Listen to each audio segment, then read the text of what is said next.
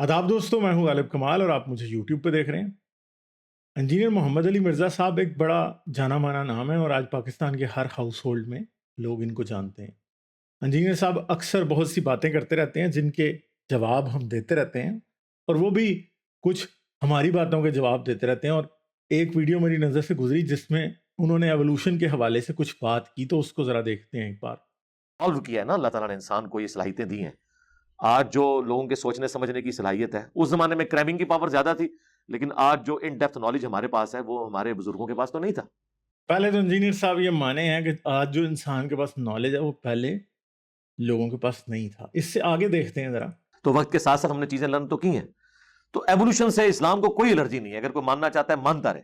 Ultimately वो ये माने कि क्रिएटर खुदा है, लेकिन इस टॉपिक पे वो आते ही नहीं है। यानी इंजीनियर साहब की शर्त ये है कि क्रिएटर खुदा है, ये बस मान लिया जाए। और इंजीनियर साहब के पास इस बात का कोई सबूत नहीं है। खुदा के वजूद पे बहुत बार इंजीनियर साहब को चैलेंज किया जा चुका है, मगर इंजीनियर साहब उस चैलेंज का कोई जवाब नहीं देंगे। क्यों नहीं देंगे? क्योंकि इंजीनियर साहब को भी पता है कि मुल्हिदों से इस बात पे भी बहस ये नहीं कर सकते। ठीक है, तो मैंने पहले भी कहा था कि इंजीनियर साहब मुझसे बात कर सकते हैं। खुदा के वजूद पे मैं इंजीनियर साहब से बात करने को तैयार हूँ, मगर इंजीनियर साहब इस बात का कोई जवाब कभी भी नहीं देंगे। वो कहते हैं जी ये हुआ ये हुआ ये हो गया, स्टार्ट कहां से हुआ? वो कहते हैं हमारा क्वेश्चन ही नहीं है, बस पहले कहीं से स्टार्ट हो गया, बस वही। यानी क्या कह रहे हैं कि स्टार्ट कहाँ से हुआ ये हमारा क्वेश्चन नहीं है। मगर मैं इस वीडियो में आपको बताऊंगा कि इर्तिका को सच साबित करने के लिए ये क्वेश्चन ही नहीं है। क्या क्वेश्चन है वो हम आपको बताएंगे जरूर। खुदा है, उसको आप मान लें, उसके बाद आपका जो दिल करता है आप मानते रहे। यानी इंजीनियर साहब की शर्त यह है कि बस खुदा को मान लें, उसके बाद आपका जो दिल करे आप मान लें। मगर इंजीनियर साहब इर्तिका के मामले में या एवोल्यूशन के मामले में सच्चाई इतनी सादा नहीं है कि बस अल्लाह को माने और इसके बाद आप इर्तिका को बेशक मानते रहें, एवोल्यूशन को मानते रहें, तो बात चलती रहेगी। मुझे अफसोस के साथ इंजीनियर साहब को या उनके मानने वालों को ये बताना पड़ेगा कि ऐसे नहीं हो सकता। इंजीनियर साहब को ये बताना ज़रूरी है। और मेरी पहले भी जो डिबेट भी हुई थी एक हज़रत से, जब हम एवोल्यूशन की बात करते हैं तो वो कैम्ब्रियन एक्सप्लोजन पे या ओरिजिन ऑफ लाइफ पे जाने की कोशिश करते हैं। भाई, एवोल्यूशन को सच साबित करने के लिए ये ज़रूरी नहीं है कि कैम्ब्रियन एक्सप्लोजन को फलां तरीके से हुई या फलां तरीके से नहीं हुई, या ओरिजिन ऑफ लाइफ ऐसे हुआ होगा और ऐसे नहीं हुआ होगा। ये साबित करने की ज़रूरत नहीं है। एवोल्यूशन को साबित करने के लिए सिर्फ ये साबित करना ज़रूरी है कि इंसान या दूसरे जानदार ये इवॉल्व करते हैं। आज ये बातें लेबॉर्टरी तक में साबित की जा चुकी हैं, जहां पे माइक्रो ऑर्गेनिजम्स हमारी आंखों के सामने बदलते हैं और एक ऑर्गेनिज्म नई कैपेबिलिटीज ले सकता है। ये एक्सपेरिमेंट्स आज हो चुके हैं, ये एक साबित शुदा हकीकत है। ये तो माइक्रो ऑर्गेनिजम्स के लेवल पे है। दूसरे लेवल पे ये है कि क्या इंसान इवॉल्व हुआ है या नहीं, इस बात को भी साबित वारहा और बड़े ज़बरदस्त तरीके से किया गया। और इस बारे में कोई शक व शुबे की आज गुंजाइश नहीं बची जेनेटिक एविडेंस के आने के बाद। और फिर अगर इंजीनियर साहब ये कहें कि ओरिजिन ऑफ लाइफ को साबित किए बगैर एवोल्यूशन को साबित नहीं किया जा सकता, ये किसी भी शख्स की कम इल्मी की निशानी होती है और ये जाहिर करती है कि उसको बायोलॉजिकल साइंसेज का या एवोल्यूशन का जीरो पता है। क्योंकि एवोल्यूशन को साबित करने के लिए सिर्फ इतना काफ़ी है कि ये शो कर दिया जाए कि इंसान चेंज हो रहा है। और जब इंसान चेंज हो रहा है through evolutionary times over the course of hundreds of thousands of years या मिलियंस ऑफ ईयर्स, इंसान बदला है, ये अगर आप साबित कर देते हैं या इंसान का कनेक्शन दूसरे जानदारों से साबित कर देते हैं, जो कि बिल्कुल बियॉन्ड एनी डाउट साबित हो चुका है। आपके और मेरे जिस्म में जो प्रोटीन और जीन सीक्वेंसेस पाए जाते हैं वो दूसरे जानदारों के भी पाए जाते हैं। कुछ सीक्वेंस ऐसे हैं जो 100% सेम है, कुछ ऐसे हैं जो थोड़े थोड़े डिफरेंट हैं। ये जो थोड़ा सा डिफरेंस है ये बात को साबित करता है कि जब हमारा और उनका कॉमन एंसेस्टर सेम था तो वो सीक्वेंसेस सेम थे, मगर over the course of millions of years या hundreds of thousands of years क्या हुआ कि वो बदल गए थोड़े थोड़े। और यही एवोल्यूशन। आपके सेल के अंदर जो डीएनए है, जो आपके क्रोमोसोम्स हैं, उनके अंदर थोड़ी थोड़ी चेंज जो over the course of hundreds of thousands of years या मिलियंस ऑफ ईयर्स पैदा हो जाती है, बेसिकली वही एवोल्यूशन होती है, वही वो चेंज होती है जिसकी वजह से आप और हम इवॉल्व होके एक डिफरेंट स्पीशीज बन जाते हैं। दूसरी बात यह कि इर्तिका एक हकीकत है। जब एवोल्यूशन अपनी सच्चाई को साबित करती है, चाहे वो जेनेटिक्स के थ्रू करे या फॉसिल्स के थ्रू अपनी सच्चाई को सादर करने की कोशिश करे, उसकी वजह से मजहब ऑटोमेटिकली झूठ हो जाता है। क्योंकि इंसान के बनने का या जिंदगी के बनने का या नए स्पीशीज के बनने का, जानदारों के बनने का सिर्फ एक ही सही तरीका हो सकता है। ऐसे नहीं हो सकता कि इस्लाम और इर्तिका एक ही वक्त पे सही हो, यानी एवोल्यूशन भी ठीक है और इस्लाम भी ठीक है, ऐसे नहीं हो सकता, क्योंकि दोनों एक दूसरे के मुतजाद हैं। इस्लाम, क्रिश्चियनिटी, यहूदियत, अब्राहमिक रिलीजन्स इन जनरल इस बात को 100% एक्सेप्ट करते हैं कि खुदा ने जितने भी स्पीशीज बनाए इस जमीन पे, उसने फिक्स्ड फॉर्म्स की शक्ल में बनाए। अगर एक हिरन है तो हिरन जो है वो पहले दिन से हिरन ही है जब अल्लाह ने उसको बनाया था।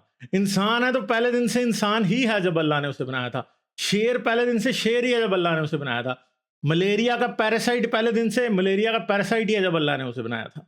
मगर आज अगर हम ये साबित कर देते हैं कि पुराने वक्तों में, आज से मिलियंस ऑफ ईयर्स पहले, कुछ ज़मीन के ऊपर ऐसे जानदार थे जो आज एग्जिस्ट नहीं करते, और ये जानदार जो आज ज़मीन पे एग्जिस्ट करते हैं ये मिलियंस ऑफ ईयर्स पहले एग्जिस्ट नहीं करते थे, तो इस बात से ये साबित हो जाता है कि ज़मीन पे ज़िंदगी बदलती रही है। कुछ स्पीशीज़, नए स्पीशीज़ किसी वक्त पैदा हुए हैं और कुछ पुराने स्पीशीज़ किसी वक्त पे एक्सटिंक्ट हुए। इसकी सिंपल सी मिसाल ये है कि आज जमीन पे डायनासोर नहीं पाए जाते। बर्ड्स का रिश्ता डायनासोर से जोड़ा जाता है, मगर जो बड़े डायनासोर थे, टायरानोसॉरस रेक्स और इस तरह के और बहुत सारे बड़े बड़े जानदार, वो नहीं पाए जाते आज जमीन पे। और हमारे जो मैमल्स हैं, शेर जो था वो डायनासोर्स के टाइम पे नहीं पाया जाता था, इंसान डायनासोर्स के टाइम पे नहीं पाया जाता था। और आज से 65 मिलियन ईयर्स पहले, 6 करोड़ 50 लाख साल पहले जमीन के ऊपर डायनासोर्स मौजूद थे, आज नहीं मौजूद। सिर्फ जमीन के ऊपर चलने वाले जानदारों की और परिंदों की ही बात नहीं है, समंदर में बड़े बड़े ऐसे जानदार थे जो कि आज पाए नहीं जाते, जैसे मैग्लोडॉन शार्क जो है वो आज नहीं पाई जाती। हम उन वक्तों में नहीं पाए जाते थे जब वो जानदार पाए जाते। तो क्या हुआ, क्यों आज हम हैं और वो नहीं है, और उनके ना होने से क्या तब्दीली आई कि हम पैदा हो गए या मैमल्स पैदा हो गए। तो ये वो चीजें हैं। एक्सटिंक्शन और एवोल्यूशन का जो खेल है वो एवोल्यूशन को सच साबित करने के लिए काफी है, क्योंकि एक वक्त में बहुत से जानदार एक्सटिंक्ट होते हैं, और जब वो जानदार एक्सटिंक्ट होते हैं तो जिन जिन जगहों पे वो होते हैं, कोई समंदर में था, कोई दरख्तों पे था, कोई जमीन पे चलता था, कोई घास खाता था, कोई गोश्त खाता था, जो जो जगहों से जानदार एक्सटिंक्ट होते हैं, दूसरे जानदार इवॉल्व होकर उनकी जगह ले लेते, और वो वही फंक्शंस करने लगते हैं जो किसी टाइम वो जानदार कर रहे थे जो मर गए। तो कुरान में मुख्तलिफ जगहों पर लिखा गया कि इंसान को मिट्टी से पैदा किया गया, कहीं लिखा कि इंसान को पानी से पैदा किया गया, कहीं जगह लिखा कि खून से पैदा किया गया।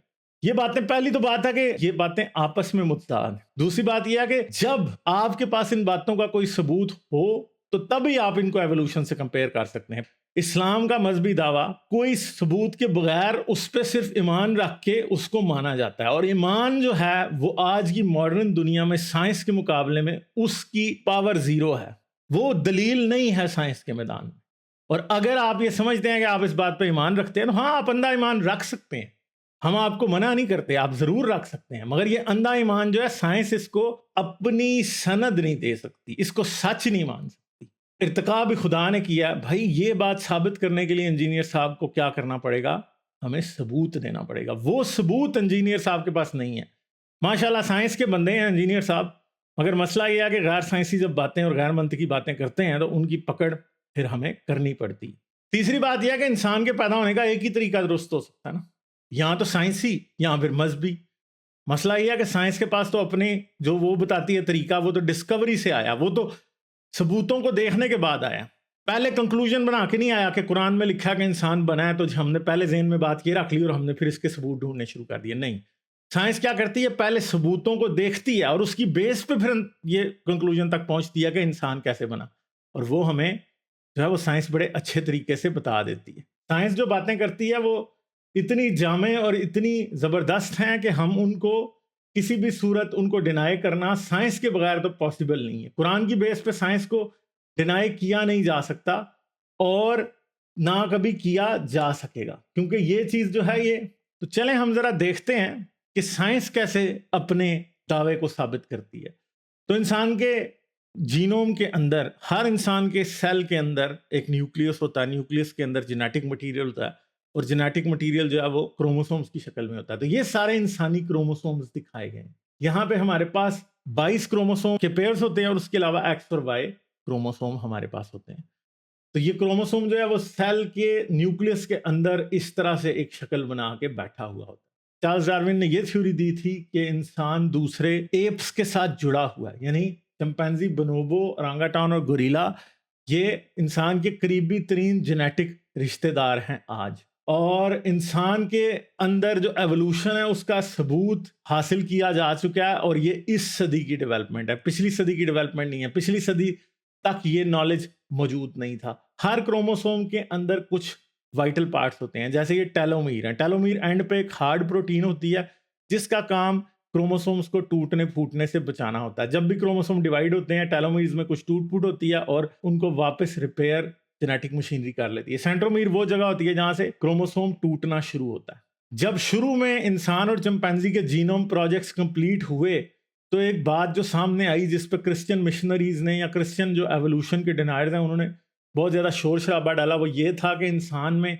22 क्रोमोसोम थे तो चिंपैंजी में 23 थे, और इसके बाद XY क्रोमोसोम है। मगर जब इंसान और चिंपैंजी के क्रोमोसोम्स को क्लोजली मैच किया गया तो हमें यह पता चला कि चिंपैंजी के अंदर पाया जाने वाला क्रोमोसोम जो 2 क्रोमोसोम्स थे, क्रोमोसोम 2A और 2B, ये दोनों मिल के इंसान का क्रोमोसोम 2 बनाते हैं।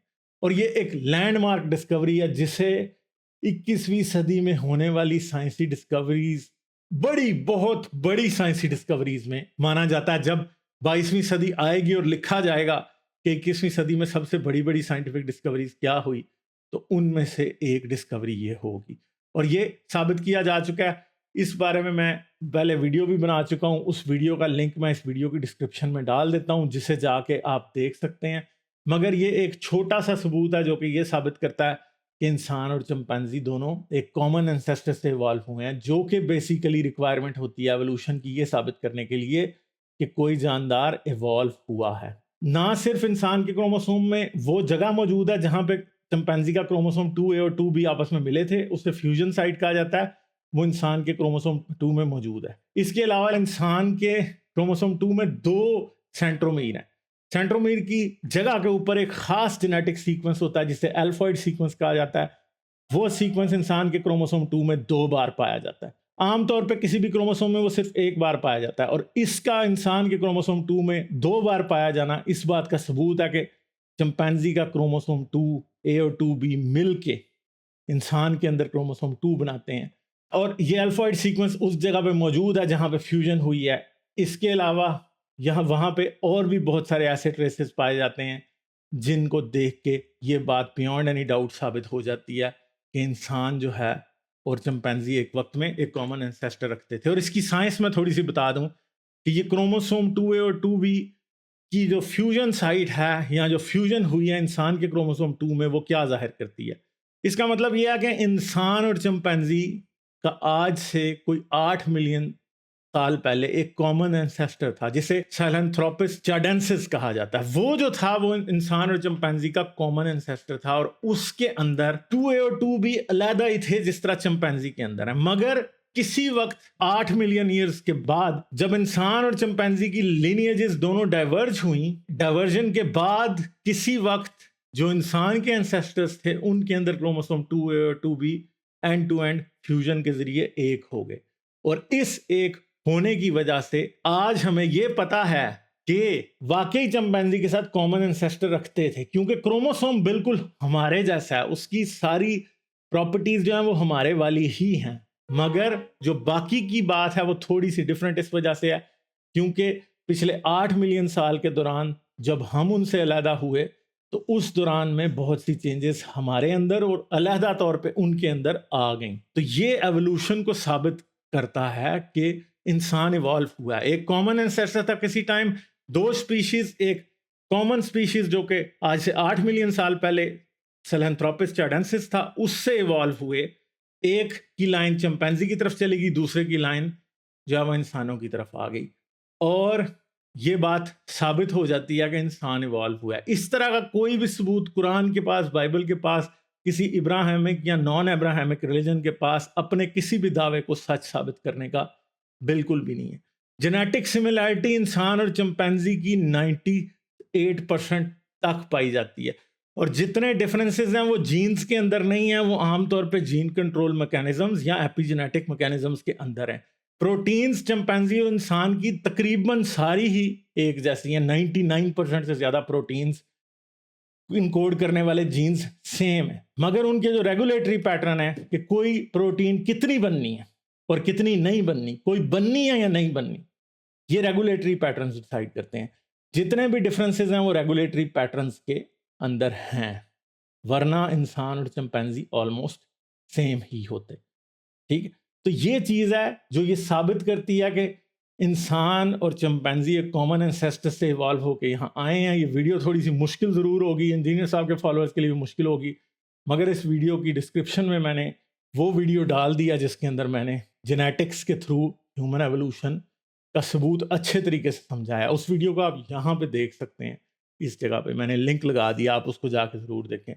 मगर इंजीनियर साहब साइंस के आदमी हैं, तो मैं ये एक्सपेक्ट करता हूँ कि आप किसी मुल्ला की तरह मनोअन अपनी बातों को ज़िद के ज़रिए साबित कराने के बजाय साइंसी तरीके से इन बातों को डीकंस्ट्रक्ट करें। और अगर कभी भी आपको ऐसा लगे कि आप ये फील करते हैं कि आप अपना मुकदमा एवोल्यूशन पे भी साबित करने की कोशिश करेंगे, हो सकता है आप इस पर कभी भी बात ना करें, मगर आप मुझे अप्रोच कर सकते हैं, आप मुझसे बात कर सकते हैं। अगर इंजीनियर साहब के फॉलोअर्स को ये लगता है कि एवोल्यूशन गलत है, तो मैं हफ्ते में 2 बार लाइव स्ट्रीम करता हूँ। आप मेरे पास आके मुझसे इस बारे में क्वेश्चन कर सकते हैं। मैं इंजीनियर साहब की तरह आपको ये नहीं कहूँगा क्वेश्चंस ले लूँ और बाद में जवाब दे दूँ और आपसे कभी 1 to 1 बात ना करूँ। मैं हमेशा 1 to 1 बात करता हूँ, एवोल्यूशन पे बात करता हूँ, खुदा के वजूद पे बात करता हूँ, इस्लाम पे जो मेरे एतराज़ात हैं उन पे बात करता हूँ। आप आ सकते हैं, आप मुझसे बात कर सकते हैं। ये बात याद रखिएगा कि आपके पास इस बात का कोई सबूत नहीं है कि इंसान मिट्टी से बना, और एवोल्यूशन को साबित करने के लिए, ओरिजिन ऑफ लाइफ को साबित करने की वाकई कोई ज़रूरत नहीं है। इंजीनियर साहब इस बात को ठीक तरीके से समझें। ओरिजिन ऑफ लाइफ एक अलहदा सब्जेक्ट है, मगर एवोल्यूशन के किसी और जानदार की चेंज के थ्रू इंसान बने, ये बात जो है साबित करने के लिए हमें ये नहीं साबित करना कि ज़िंदगी शुरू कैसे हुई थी, सिर्फ ये साबित करना है कि हाँ वाकई इंसान में चेंज हुई है और इंसान चेंज होकर ये बना। और क्रोमोसोम 2 से आने वाला जेनेटिक एविडेंस जो है वो इस बात को बियॉन्ड एनी डाउट साबित कर देता है कि इंसान वाकई एक कॉमन एंसेस्टर से इवॉल्व हुआ, और वो हमारा कॉमन एंसेस्टर चिंपैंजी के साथ था। हम चिंपैंजी की औलाद नहीं है, एवोल्यूशन ये नहीं कहता हम बंदर की औलाद नहीं है। हाँ, हमारा कॉमन एंसेस्टर जो था, जो चिंपैंजी के साथ था, वो एक बंदरनुमा चीज़ थी, ठीक है, मगर हम चिंपैंजी की औलाद नहीं है। भाई ये बात अपने जहन से गलतफहमी ज़रूर निकाल दीजिएगा। तो उम्मीद है आपको इस वीडियो से कुछ ना कुछ समझ आया होगा। हो सकता है आपको वीडियो पसंद ना आई हो, अगर नहीं पसंद आई तो कमेंट बॉक्स में मुझे ज़रूर बताएं, और अगर पसंद आई है तो लाइक कर दें जाते हुए, इस चैनल को सब्सक्राइब कर लें, सब्सक्राइब करके बेल आइकन को दबा के ऑल नोटिफिकेशंस ऑन कर लें। आप मुझे पेट्रियन पे भी सपोर्ट कर सकते हैं।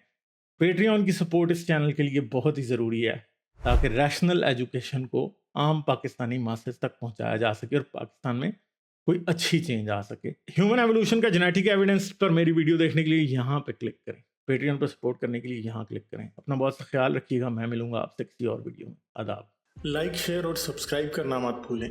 इसके साथ साथ आप मेरे चैनल को पेट्रियन पर सपोर्ट कर सकते हैं। पेट्रियन का लिंक वीडियो की डिस्क्रिप्शन में है।